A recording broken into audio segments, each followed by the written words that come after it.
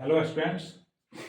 चलो इस वीडियो में जो लेफ्ट क्वेश्चंस हैं, शॉर्ट क्वेश्चंस, उनके आंसर हम दे रहे हैं। तो देखो इस वीडियो में first question that is 41 number question है। Define apparent deep and deep, that is apparent deep, that is apparent deep and deep. Repeat कर दी।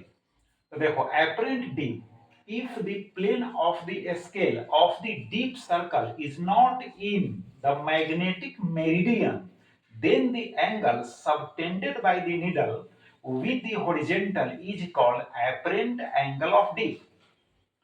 ये हो गया apparent deep, यानी कि जब डीप सर्कल जो होता है और उसका जो मैग्नेटिक निडल है उसके स्केल का प्लेन अगर मैग्नेटिक मेरिडियन में नहीं हो तो angle subtended by the needle with the horizontal is called apparent deep, while the angle of deep, that is deep, the angle made by earth's magnetic field with the horizontal direction is called angle of deep, deep और simply deep। अब देखो ये जो deep है और angle of deep है 0 degree to 90 degree very करता है। पोल पर एट पोल क्या होता है, इसका वैल्यू 90 डिग्री होता है। ऑब्जेक्टिव क्वेश्चन में जनरली यह पूछता है। नेक्स्ट क्वेश्चन देखो, write two properties of laser light. देखो नंबर 1, लेजर लाइट और laser rays are monochromatic beams. तो मोनोक्रोमेटिक का मतलब क्या हुआ, एक ही कलर का। मोनोक्रोमेटिक का मतलब हुआ सिंगल कलर। तो laser rays are monochromatic beams. Beam का मतलब होता है, उस बीम का मतलब होता है कि क्लस्टर ऑफ रेज जो होते हैं उन्हीं को बीम कहते हैं, यानी रेज का झुंड समझो। Number 2, laser rays are coherent beams. Coherent beams का मतलब हुआ कि फ्रीक्वेंसी क्या हो, सेम हो और कांस्टेंट फेज डिफरेंस हो। कांस्टेंट फेज डिफरेंस हो तो वैसे रेज को हम कहते हैं कोहेरेंट रेज और कोहेरेंट बीम्स। डिफाइन, नेक्स्ट देखो, define depletion layer and potential barrier. तो ये पीएन जंक्शन जो डायोड है, जो हम पढ़ाए हुए हैं पीएन जंक्शन डायोड, उसी से रिलेटेड ये दोनों टॉपिक्स हैं। A region around the junction of PN junction which has no mobile charge carriers is called depletion layer। जैसे पीएन जंक्शन डायोड है और पीएन जंक्शन है तो मिडिल जो पार्ट है, जो जंक्शन वाला पार्ट है, उसके पास जो है एक लेयर होता है और उस लेयर में कोई चार्ज कैरियर नहीं होता है, तो उसी लेयर को हम कहते हैं डिप्लीशन लेयर। एक थीन लेयर होता है जंक्शन के नियर, एक थीन लेयर होता है, उसी को हम कहते हैं डिप्लीशन लेयर।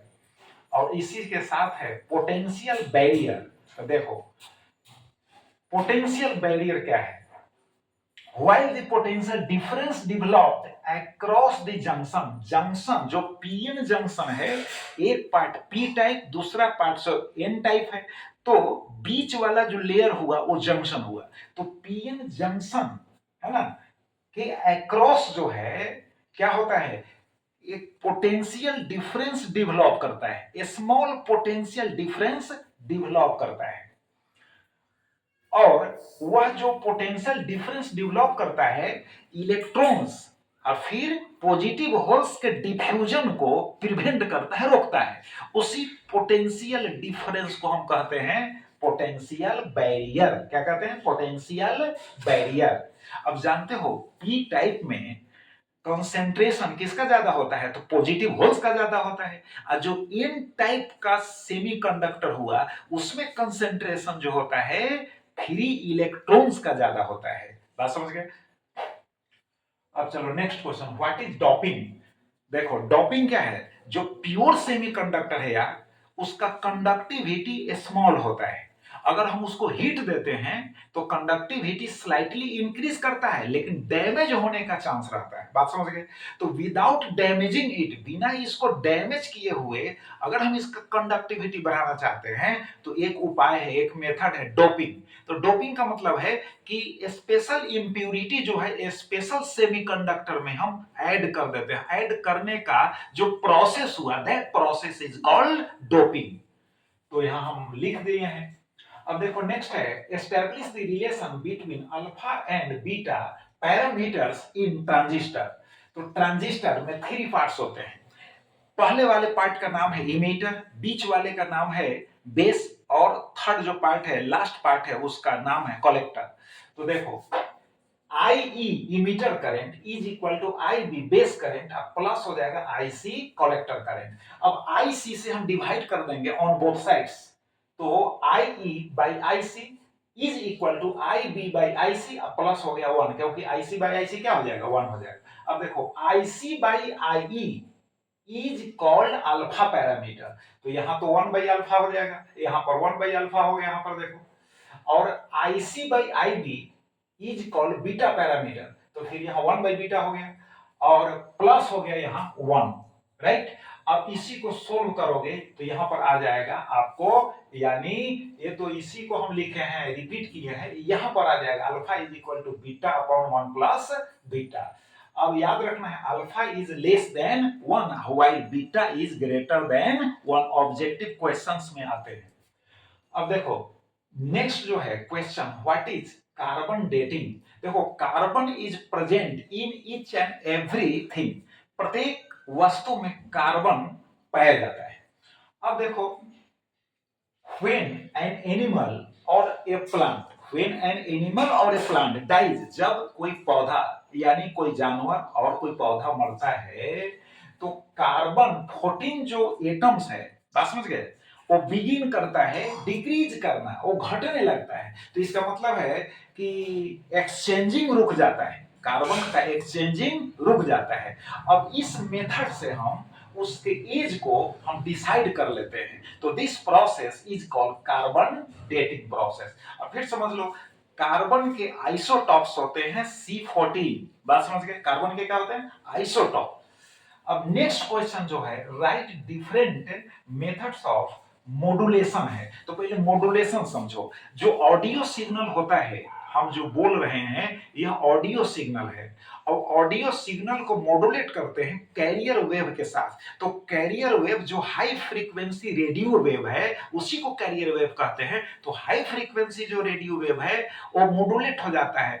अब किसके अनुकूल अकॉर्डिंग, तो ये जो लो फ्रीक्वेंसी जो ऑडियो सिग्नल है इसके अकॉर्डिंगली जो है वह मॉड्यूलेट हो जाता है, बात समझ गए। तो इसी प्रोसेस को कहते हैं मॉड्यूलेशन। क्या कहते हैं, मॉड्यूलेशन। तो डिफरेंट जो है मोड्स है मॉड्यूलेशन का, तो नेम पूछता है डिफरेंट मोड्स ऑफ मॉड्यूलेशन, तो आप लिख सकते हैं amplitude modulation, phase modulation, frequency modulation. Name केवल कहता है 2 मार्क्स में, तो नेम लिख देना। अब है define forward bias and reverse bias. Forward bias PN junction से रिलेटेड है। अब सपोज करो बैटरी है, तो बैटरी के जो पॉजिटिव टर्मिनल है उसको पी पार्ट से और जो निगेटिव टर्मिनल है उसको एन पार्ट से ऐड करते हैं तो जंक्शन से होकर करंट पास करता है, तो इसी को कहते हैं फॉरवर्ड बायस। फॉरवर्ड मतलब आगे बढ़ना, करंट पास करना।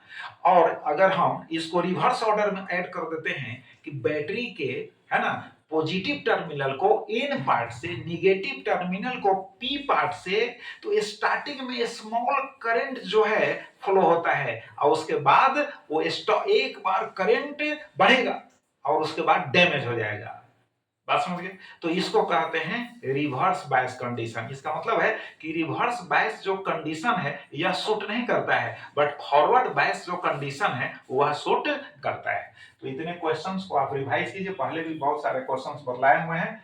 अब इसके बाद जो है फिर हम सिलेक्ट करेंगे सभी को देखकर, और सिलेक्ट करेंगे आपके टेस्ट के लिए कुछ क्वेश्चंस हम सिलेक्ट करेंगे, तब टेस्ट के लिए जब देंगे तो सेल्फ, है ना, उनका आंसर दीजिएगा।